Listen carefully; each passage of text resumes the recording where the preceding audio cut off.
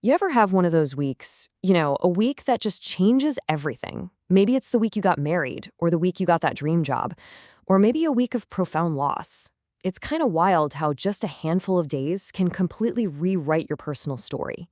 Well, we're about to dive into what is arguably the single most important week in all of human history.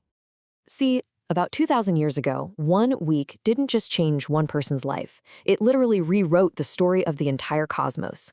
We call it Passion Week, those final, world-altering days of Jesus' ministry on earth.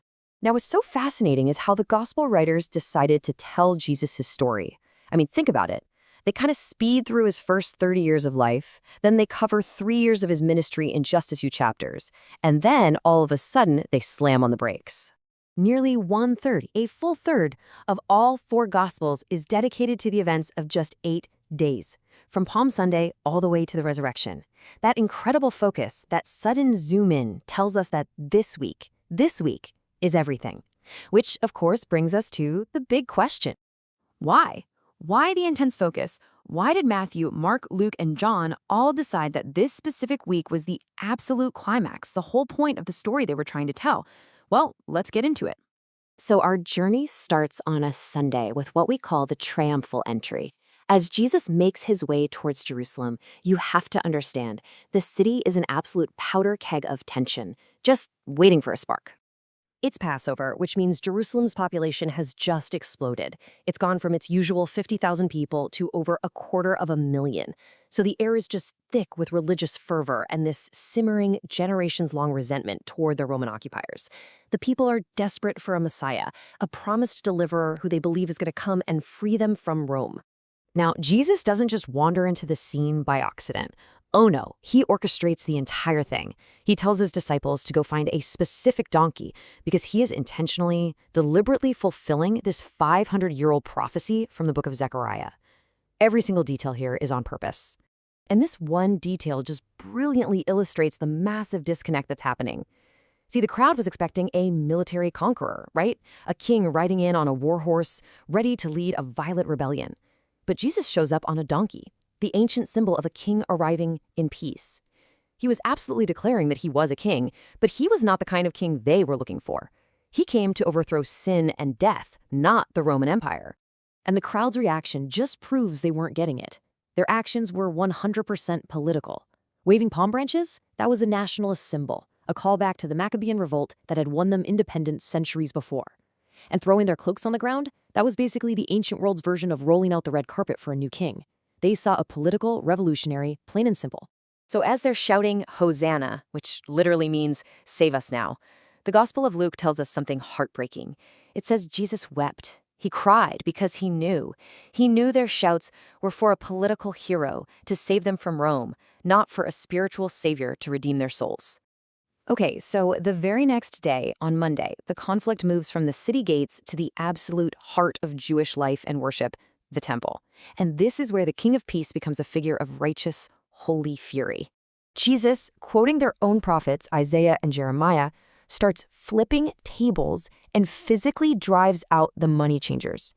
Now, he's not just having a bad day here. This is a prophetic act. He is reclaiming God's house for what it was always meant to be, a place of prayer for everyone, not a place for corrupt business.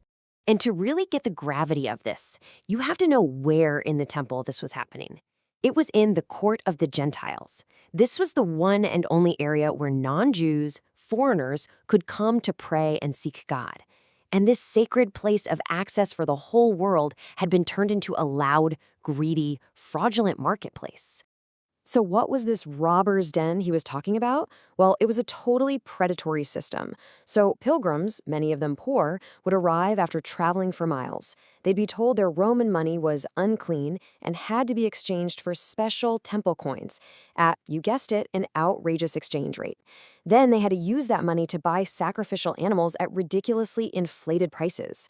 The religious elite were getting rich by exploiting the poor who just wanted to worship God. So, as you can imagine, after that physical confrontation, the battle shifts. It becomes an intellectual and spiritual showdown. For the next 2 days, the religious leaders that Jesus just publicly exposed come at him hard, with challenge after challenge. And this is their core question, right? They storm right up to him in the temple courts and demand to know, who gave you the right to act like you own the place? And oh man, his response is just brilliant. Instead of just saying, God gave me the authority, he quotes their own scriptures back at them. He identifies himself as the cornerstone, the essential foundational stone of a whole new kind of temple. They knew exactly what he was saying, that their entire religious system was being replaced, and he was the new foundation. And in the middle of all this tension and high-stakes debate, Jesus just cuts through centuries of religious complication. Someone asks him to name the most important of the 613 laws in the Torah, and he just boils it all down to its absolute essence. Love God with everything you've got and love your neighbor as yourself. He radically recenters their whole faith, pulling it away from just rules and putting it back on relationship. Finally, he leaves the temple, sits with his disciples on the Mount of Olives, looking back at the city, and delivers an absolutely stunning prophecy. He tells them that that magnificent building they're all looking at, with its enormous stones, it's all going to be torn down. Not one stone left on another. He's preparing them for a future of hardship, but he promises them his ultimate victory.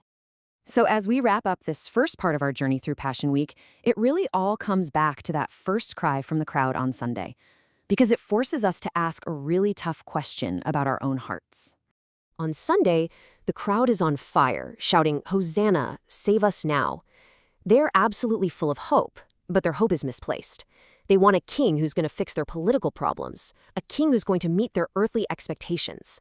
And just 5 days later, when that same Jesus is standing there beaten and bloody, having failed to meet any of those expectations, the very same voices are screaming, "Crucify him." Their praise turned to murder the second their personal agenda wasn't fulfilled.